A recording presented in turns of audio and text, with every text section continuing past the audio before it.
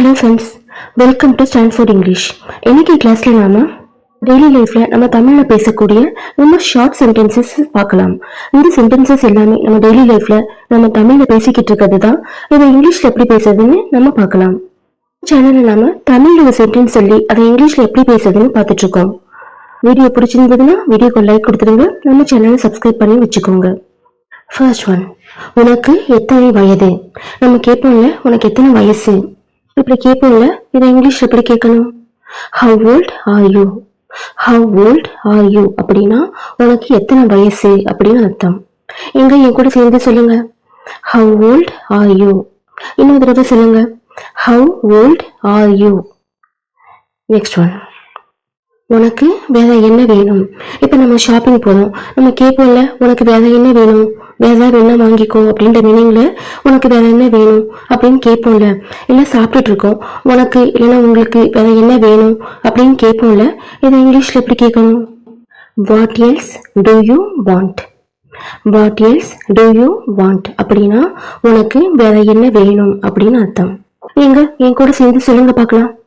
What else to you want? இன்னொரு தடவை சொல்லுங்க. What else to you want? Next one, எனக்கு எப்படி தெரியும்? இப்ப நம்ம வீட்டுலாம் ஒரு விஷயம் நடந்ததுன்னா இது உனக்கு தெரியுமா அப்படின்னு கேட்பாங்க. நம்ம சொல்லுவோம்ல, எனக்கு எப்படி இது தெரியும் அப்படின்னு நம்ம சொல்லுவோம்ல. எனக்கு எப்படி தெரியுங்கிறத இங்கிலீஷ்ல எப்படி சொல்லணும் சொல்லுங்க பார்க்கலாம். ட்ரை பண்ணுங்க, ஈஸி தான். How do I know? How do I no அப்படின்னா எனக்கு எப்படி தெரியும் அப்படின்னு அர்த்தம். எங்க என் கூட சேர்ந்து சொல்லுங்க. How do I know? How do I know? Next one, படுத்துக்கொள். படுத்துக்கோ அப்படின்னு நம்ம சொல்லுவோம்ல, இதை இங்கிலீஷ்ல எப்படி சொல்லணும் சொல்லுங்க. Lie down. Lie down. லை டவுன்னா படுத்துக்கோ அப்படின்னு அர்த்தம். எங்க என் கூட சேர்ந்து சொல்லுங்க. Lie down. Lie down. Next one, என்னால பேச முடியாது. நம்ம சொல்லுவோம்ல, நம்ம ஒரு ஒர்க்ல இருப்போம், அப்போ கால் பண்ணாங்க அப்படின்னா நான் இப்போ ஒர்க்ல இருக்கேன், என்னால பேச முடியாது அப்படின்னு சொல்லுவோம்ல. இதை இங்கிலீஷ்ல எப்படி சொல்லணும்? I can't speak. I can't speak அப்படின்னா என்னால பேச முடியாது அப்படின்னு அர்த்தம். எங்க என் கூட சேர்ந்து சொல்லுங்க. I can't speak. இன்னொரு தடவை சொல்லுங்க. I can't speak. Next one, உனக்கு புரியுதா? இப்ப கிட்ஸ்க்கெல்லாம் நம்ம சொல்லிக் கொடுப்போம்ல, பாடலாம் சொல்லிக் கொடுப்போம். அப்ப சொல்லிக் கொடுத்துட்டு என்ன சொல்லுவோம்? உனக்கு புரியுதா அப்படின்னு நம்ம கேட்போம்ல. நம்ம சொல்லிக் கொடுக்கறது புரியுதா அப்படின்ற மீனிங்ல உனக்கு புரியுதா அப்படின்னு கேட்போம்ல. இதை இங்கிலீஷ்ல எப்படி கேட்கணும் சொல்லுங்க. Do you understand? Do you understand அப்படின்னா உனக்கு புரியுதா அப்படின்னு அர்த்தம். எங்க என் கூட சேர்ந்து சொல்லுங்க. Do you understand? இன்னொரு தடவை சொல்லுங்க. Do you understand? Next one, இது எனக்கு வேணும். நமக்கு ஒரு பொருள் பிடிச்சிருந்ததுன்னா எனக்கு இது வேணும் அப்படின்னு நம்ம சொல்லுவோம்ல. இதை இங்கிலீஷ்ல எப்படி சொல்லணும்? I need it. I need it. I need இட்னா எனக்கு இது வேணும் அப்படின்னு அர்த்தம். எங்க என் கூட சேர்ந்து சொல்லுங்க. ஐ நீட் இட். இன்னொரு தடவை சொல்லுங்க. ஐ நீட் இட். நெக்ஸ்ட் ஒன், நீ எப்ப வந்த? இதை இங்கிலீஷ்ல எப்படி கேட்கணும்? when did you come? when did you come அப்படின்னா நீ எப்ப வந்த அப்படின்னு அர்த்தம். நம்ம கேட்போம்ல, ஒருத்தவங்க வந்திருக்காங்க அப்படின்னா நீ எப்ப வந்த, நீங்க எப்ப வந்தீங்க அப்படி கேட்போம் இல்லையா. நீங்க ரெண்டுத்துக்குமே யூ தான் சொல்லணும். when did you comeன்னு இங்கிலீஷ்ல கேட்கணும். இதை when did you come? எங்க என் கூட சேர்ந்து சொல்லுங்க. when did you come? இன்னொரு தடவை சொல்லுங்க. when did you come? Next one, பயப்பட வேண்டாம். இதை இங்கிலீஷ்ல எப்படி சொல்லணும்?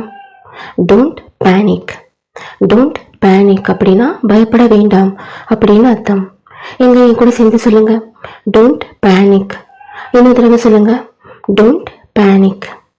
நம்ம ஆறுதல் சொல்லுவோம்ல, பயப்பட வேண்டாம் அதெல்லாம் சரியாயிடும் அப்படின்னு நம்ம ஆறுதல் சொல்லுவோம்ல. அப்ப நம்ம என்ன பண்ணணும்? டோன்ட் பேனிக்னு நம்ம இங்கிலீஷ்ல சொல்லலாம். நெக்ஸ்ட் ஒன், இதை எண்ணு. நம்ம இப்ப பணத்தெல்லாம் கையில கொடுத்துட்டு இதை எண்ணு அப்படின்னு சொல்லுவோம்ல. குழந்தைங்க கிட்ட கவுண்ட் பண்றதுக்கு ஏதாவது ஒரு பொண்ணெல்லாம் கொடுத்துட்டு இதை கவுண்ட் பண்ணி இதை எண்ணு அப்படின்னு சொல்லுவோம்ல. இதை ஃபுல்லா இங்கிலீஷ்ல எப்படி சொல்லணும்? Count this. கவுண்ட் திஸ் அப்படின்னா இதை எண்ணு அப்படின்னு அர்த்தம். Count this. எங்க என் கூட சேர்ந்து சொல்லுங்க. Count this. இன்னொரு தடவை சொல்லுங்க. Count this. நெக்ஸ்ட் ஒன், உறுதியாக தெரியுமா? நம்ம கிட்ட ஒரு விஷயம் சொல்றாங்க, நம்ம என்ன சொல்லுவோம், உனக்கு உறுதியா தெரியுமா அப்படின்னு நம்ம கேட்போம்ல.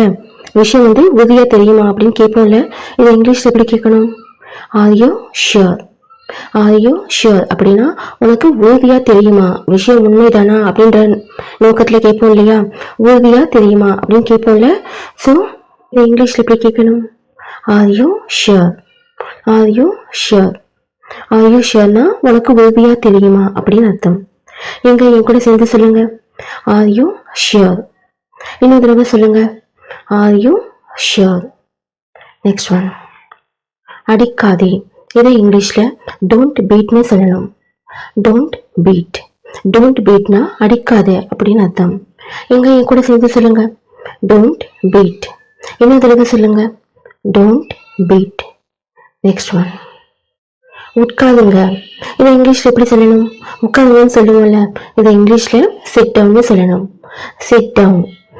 ஸ்கூல்ல டீச்சர் சொல்லுவாங்கல்ல, சிட் டவுன் அப்படின்னு சேர்த்து சொல்லுவாங்க. ஸோ சிட் டவுன்னு சொல்லலாம், சிட் டவுன்னு சொல்லலாம். இதை கூட சேர்த்து சொல்லுங்க. Sit down. இன்னொரு தடவை சொல்லுங்க. Sit down. நெக்ஸ்ட் ஒன், தயவு செய்து உட்காருங்கள். இப்போ நம்ம பேங்க்குக்கு போதும், இல்லைன்னா ஒரு ஆஃபீஸ், ஒரு கம்பெனி, ஏதாவது வேலையை போதும்னு வச்சுக்கோங்க. அவங்க என்ன சொல்லுவாங்க, நாங்கள் இதை பார்த்து சொல்கிறோம், நீங்கள் அதுக்கு உட்காருங்க அப்படின்னு சொல்லுவாங்கல்ல. அவங்க ப்ளீஸ் சிட் அப்படின்ற வார்த்தை யூஸ் பண்ணுவாங்க. அதுக்கு தமிழில் தயவு செய்து உட்காருங்கள் அப்படின்னு அர்த்தம். ஓகேவா? நம்ம எல்லாருமே கேட்டிருப்போம், ப்ளீஸ் சிட்னு சொல்லுவாங்க இல்லையா. இதை தமிழில் தயவு செய்து உட்காருங்கள் அப்படின்னு சொல்லலாம். எங்க என் கூட சேர்ந்து சொல்லுங்க. Please sit. இன்னொரு தடவை சொல்லுங்க. Please sit. இதை நம்ம வீட்டுக்கு ஒரு பெரியவங்க வராங்கன்னு வச்சுக்கோங்க. அவங்க கிட்ட சொல்லும் போது நம்ம ப்ளீஸ் சிட்னு தான் சொல்லணும். அவங்க கிட்ட நம்ம சிட் டவுன் சொல்லக்கூடாது.